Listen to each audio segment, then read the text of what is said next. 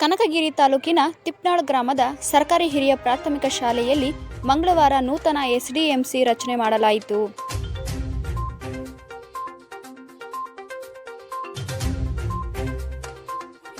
ಅಧ್ಯಕ್ಷರಾಗಿ ವಾಣಿ ಶರಣೇಗೌಡ ಪಾಟೀಲ್,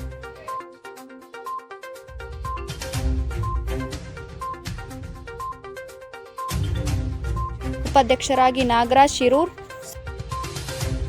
ಸದಸ್ಯರಾಗಿ ಶರಣಪ್ಪ, ವೆಂಕಟೇಶ್, ದುರ್ಗಪ್ಪ, ಬೆಟ್ಟಪ್ಪ, ನೀಲಪ್ಪ, ಲಿಂಗಪ್ಪ, ಹನುಮೇಶ್, ಶಾಮಣ್ಣ, ಸರೋಜಮ್ಮ, ಚನ್ನಬಸಮ್ಮ, ಹಿರೇಗಂಗಮ್ಮ, ದ್ರಾಕ್ಷಾಯಿಣಿ, ನಿರ್ಮಲಾ, ಯಂಕಪ್ಪ, ದ್ಯಾಮಮ್ಮ, ಲಕ್ಷ್ಮಮ್ಮ ಆಯ್ಕೆಗೊಂಡರು.